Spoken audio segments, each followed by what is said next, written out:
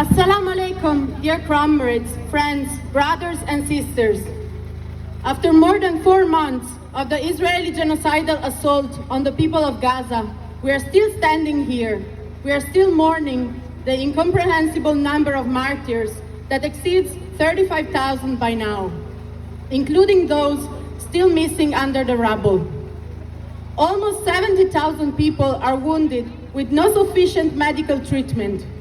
All of Gaza is starving. 2 million have been displaced, most of them jammed in Rafah.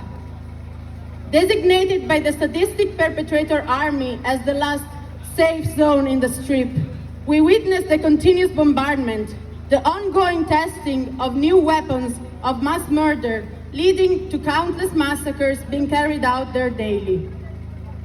The scarce verbal condemnations of those who simultaneously support the Zionist slaughter materially get more and more infuriating with every child, woman, and man, with every family that is wiped out. We remember 6-year-old Hind Rajab, who was searched for by the Palestinian Red Crescent for 12 days, only to be discovered killed by tank fire alongside her whole family, decomposing in their burnt-out car. A few meters away, the rescue team trying to reach her was found bombed and dead as well. We remember the girl Sidra Hassoune, who fled Rafah with her family, whose body was torn apart by US-funded Israeli missiles and left dangling on the edge of a destroyed building. But this doesn't bother politicians here. They repeatedly oppose a ceasefire. They proudly shake hands with the genocidal ambassadors. They cut funding to the UNRWA based on lies spread by the very criminals responsible for Hind and Sidra's around 13,000 other children's brutal murder. We remember the 130 journalists killed by Israel since October 7th, with their alleged colleagues here in Austria being either indifferent to these war crimes or fully supportive, even enthusiastic in focusing on the obsessive slander of pro-Palestine activists, going hand in hand with the repressive law enforcement criminalizing us. How do we address these people who so clearly have no conscience to appeal to?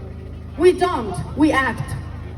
We here in Austria, in Europe, in the West, where the Israeli death machine gets its fuel from, ideologically and literally in terms of arms and money, we have no time to waste our emotions on those we cannot reach. We must not only continue to stand up for Palestine, we must escalate our efforts. We must get in the way of the fuel. We must disrupt the business as usual in our countries and hinder the cash flow to Israel. How?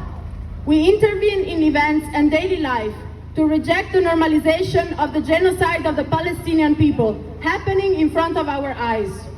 We boycott complicit companies, from McDonald's to Starbucks, from Siemens to HP, from Coca-Cola to Ratio Farm. We unmask the bloody ties of academic, sports, and cultural institutions with settler colonial endeavor, that is Israel.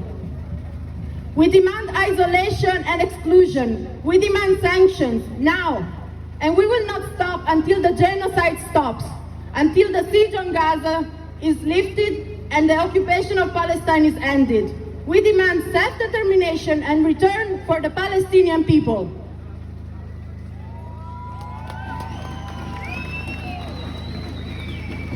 Lastly, we want to affirm that Gaza has exposed the insignificance of the world's leaders and institutions irrevocably. It is Gaza that is showing us what humanity is, through its people's heroism, steadfastness, and the refusal to perish. The unbreakable spirit of resistance to annihilation is drowning out despair and hopelessness, and we must follow that path. Because Gaza will live, Gaza will rebuild, and Palestine will be free. Free, free Palestine! Free, free Palestine! Free, free Palestine! Free, free Palestine! Boycott Israel! Boycott Israel! Danke.